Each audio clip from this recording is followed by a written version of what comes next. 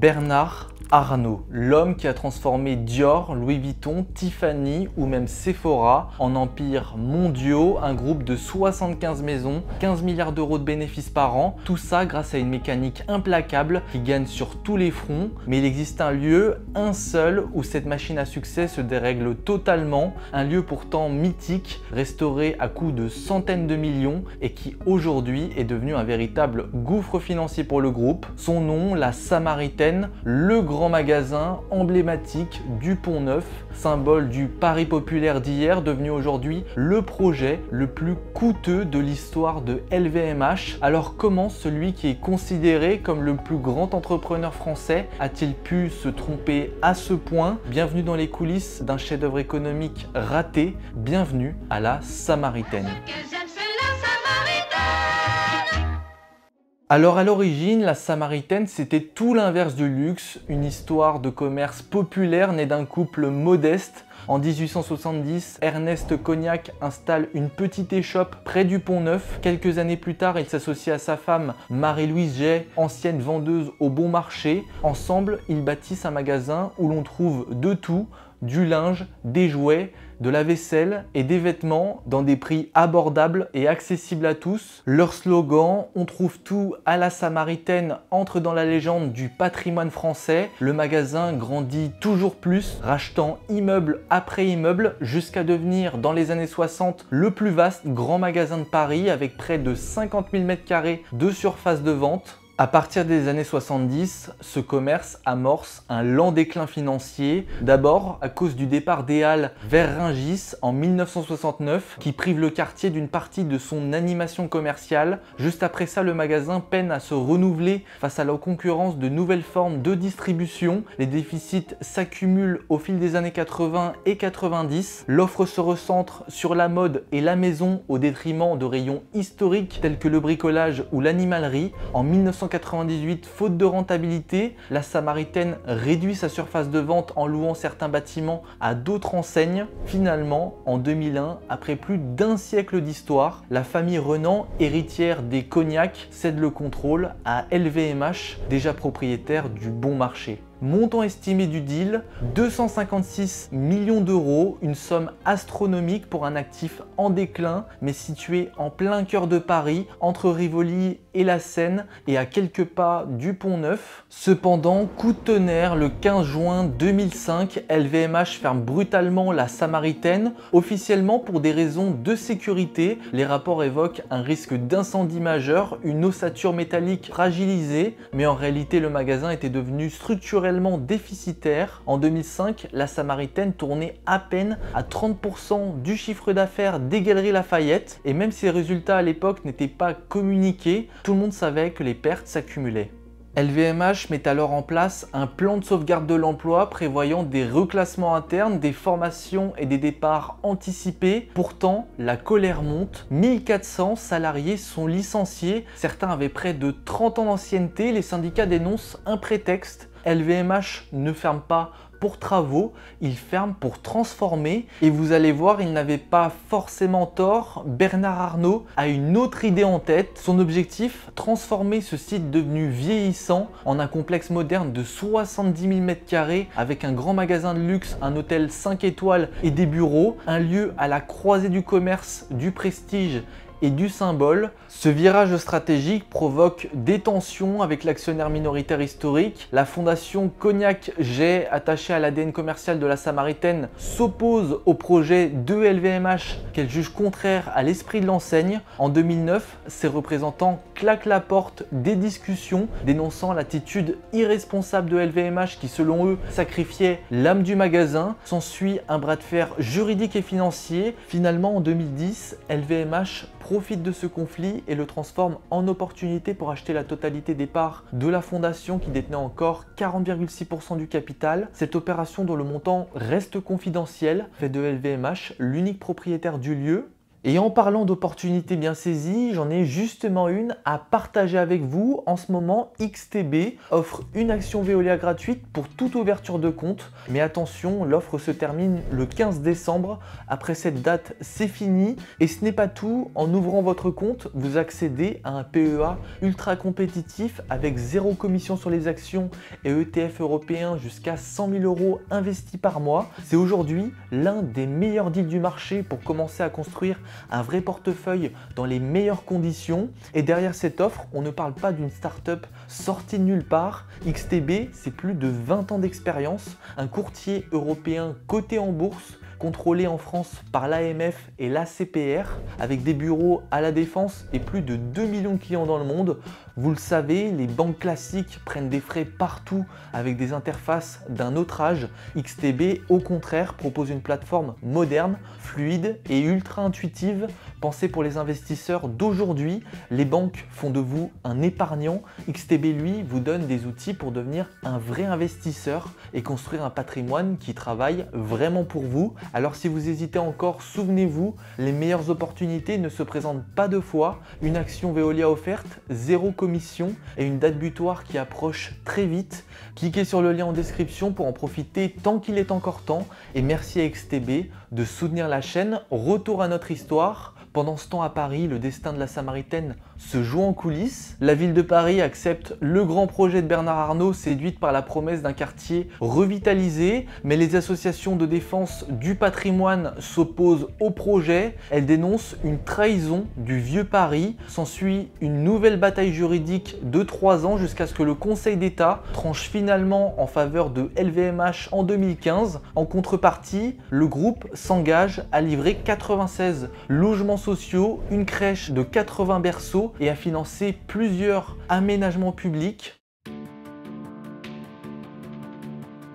Un projet donc officiellement mixte mais entièrement financé sur fonds privés. LVMH déploie un investissement colossal, initialement budgété à 500 millions d'euros. Le coût total grimpera finalement à 750 millions au fil des années. Tout ça pour désamianter, restaurer et reconstruire un îlot entier au cœur du premier arrondissement de Paris. Un chantier monumental sous haute surveillance et pour cause, 80% des surfaces de l'îlot sont protégées au titre du patrimoine, imposant une restauration quasi millimétrée. En tout, près de 3000 personnes travaillent sur le chantier. Bernard Arnault présente alors le projet comme une contribution à la relance économique de la France et au rayonnement de son art de vivre. Le 23 juin 2021, après 16 longues années de travaux, la Samaritaine renaît officiellement. L'ensemble n'est plus simplement un grand magasin, c'est une expérience multisite. Au centre, le Cheval Blanc Paris, palace 5 étoiles de 72 chambres avec piscine panoramique, restaurant gastronomique et vue directe sur Notre-Dame. Autour, 15 000 m² de bureaux,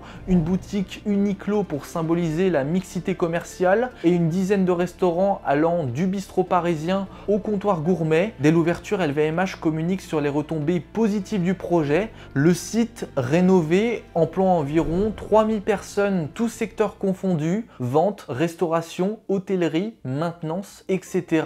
La gestion commerciale n'est pas confiée à n'importe qui, elle est placée sous la responsabilité de DFS Group, la filiale de LVMH, spécialisée dans les produits détaxés et le retail haut de gamme pour voyageurs internationaux. Autrement dit, un modèle pensé pour les touristes fortunés, en particulier asiatiques, habitués à consommer massivement lors de leur voyage en Europe. La Samaritaine mise sur 5 millions de visiteurs annuels, loin des 37 millions enregistrés par les Galeries Lafayette avant la crise, mais avec un panier moyen bien supérieur. Côté rénovation, architecturalement, c'est un triomphe. La façade réalisée par la maison d'architecture japonaise Sana reçoit le prix de l'équerre d'argent en 2022. Les Parisiens redécouvrent avec émotion les escaliers, les fresques et la lumière du grand hall.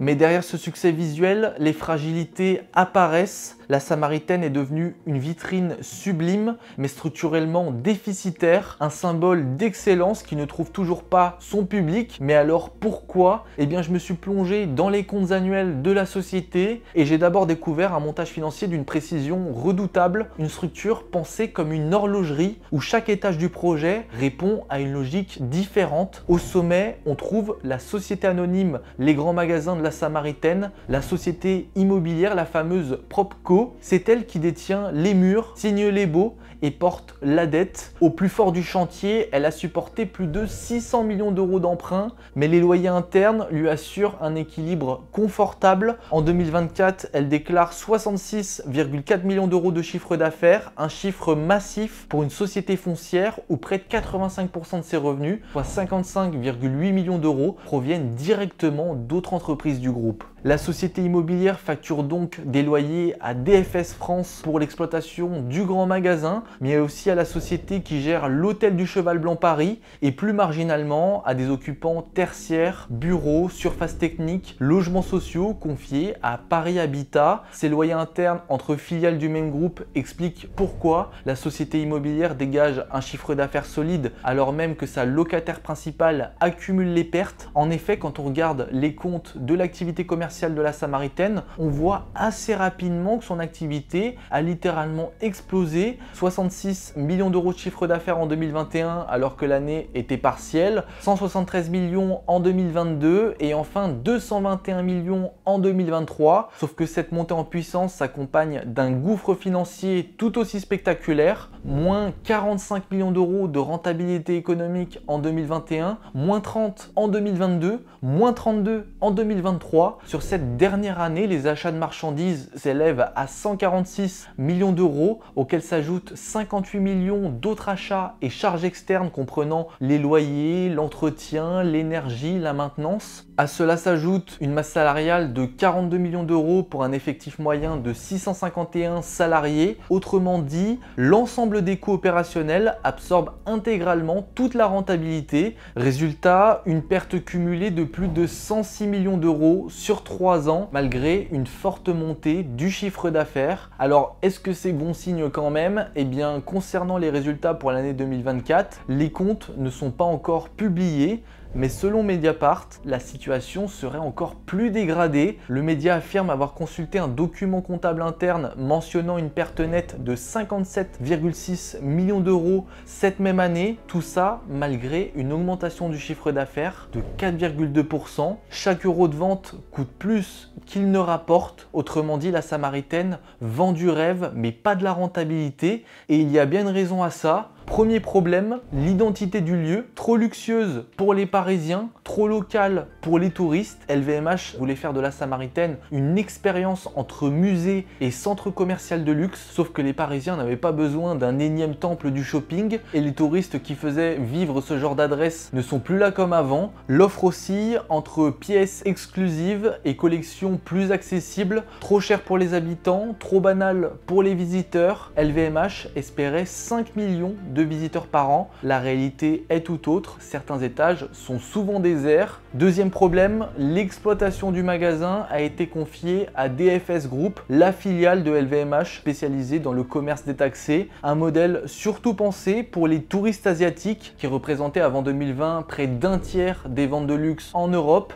Mais cette clientèle n'est jamais vraiment revenue après le Covid. Les vols entre la Chine et l'Europe restent 2 fois moins nombreux qu'avant et le shopping à Paris n'est plus forcément une affaire. Les mêmes produits sont désormais disponibles à Hong Kong, Tokyo ou Dubaï et souvent au même prix. Résultat, sans ces flux touristiques, l'économie du lieu s'est effondrée. Les galeries de la Samaritaine sont à moitié vides et pour maintenir un peu de trafic, le magasin doit désormais accorder des remises, une aberration pour une vitrine censée incarner le prestige du groupe. À cela s'ajoute une équation budgétaire intenable. Comme on l'a vu juste avant, le magasin a des charges opérationnelles colossales pour faire vivre le site. Même avec plus de 200 millions d'euros de chiffre d'affaires, le groupe n'arrive toujours pas à générer de la rentabilité. Résultat, le site reste structurellement déficitaire. Enfin, un dernier point majeur, la géographie du lieu. Entre la rue de Rivoli piétonne et la Seine, la Samaritaine est un peu à l'écart, voire isolée, entourée Entouré d'administration et de zones touristiques sans véritable commerce, le lieu attire certes les photographes, mais pas les acheteurs. À titre de comparaison, les boulevards Haussmann accueillent près de 100 000 passants par jour drainés par les Galeries Lafayette et le Printemps.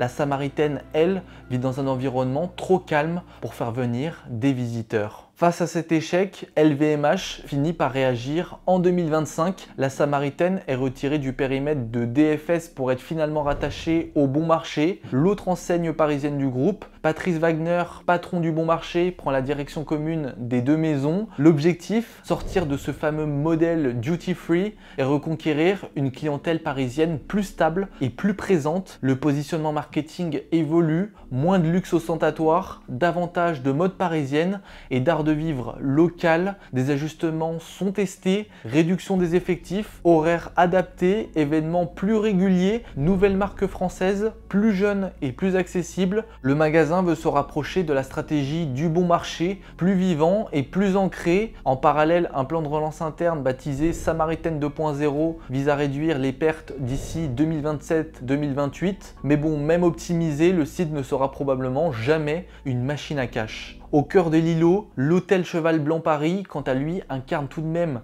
la face la plus solide du modèle. L'hôtel a connu une trajectoire financière spectaculaire depuis son ouverture en septembre 2021, voyant passer son chiffre d'affaires de 20,6 millions d'euros en 2021 à 110 millions en 2024, tandis que sa rentabilité économique s'est redressée d'un déficit de moins 26 millions d'euros à un bénéfice de plus de 7,3 millions d'euros sur la même période. Autrement dit, l'hôtel a d'ores et déjà franchi son seuil de rentabilité, signe qu'il couvre enfin ses coûts fixes, un exploit dans un secteur où les charges sont massives. Dans l'architecture financière de la Samaritaine, le Cheval Blanc agit comme un amortisseur. Il dégage du cash flow positif, renforce la valorisation immobilière et entretient le prestige du groupe.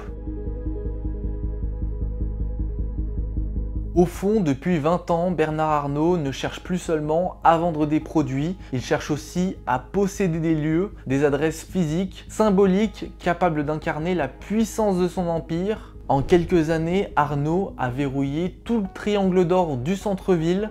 Luxe, pierre, hôtellerie, culture, tout converge. Chaque adresse devient un point d'influence, chaque acquisition un territoire de LVMH. Ici, ce qui compte, c'est la valeur d'image cumulée. Chaque bâtiment devient une publicité permanente pour le groupe, visible depuis le monde entier. Aujourd'hui, le site rénové est valorisé à plus d'1 milliard d'euros. En se présentant comme le gardien du patrimoine parisien, LVMH renforce ses liens avec les institutions tout en s'assurant la mainmise sur le foncier le plus rare de la capitale. Un patrimoine qu'il valorise lentement mais sûrement dans le temps. La renaissance de la Samaritaine s'inscrit aussi dans la métamorphose du centre de Paris. Alors oui, pour l'instant, la Samaritaine reste un fiasco économique et sans doute qu'Arnault en espérait davantage qu'une simple vitrine de prestige, mais sur le plan patrimonial, dans un marché parisien où les prix ne cessent que de grimper depuis plus de 25 ans, Arnault sait très bien qu'il finira par gagner la partie à long terme. D'ailleurs, si vous souhaitez comprendre pourquoi l'immobilier français grimpe toujours sans s'arrêter, je vous invite justement à regarder ma dernière vidéo, une enquête qui montre comment les politiques françaises et européennes ont fini par alimenter une véritable bulle spéculative autour de notre pierre. Quant aux autres, on se retrouve très vite. Encore merci à XTB pour soutenir la chaîne. C'était Corentin. Allez,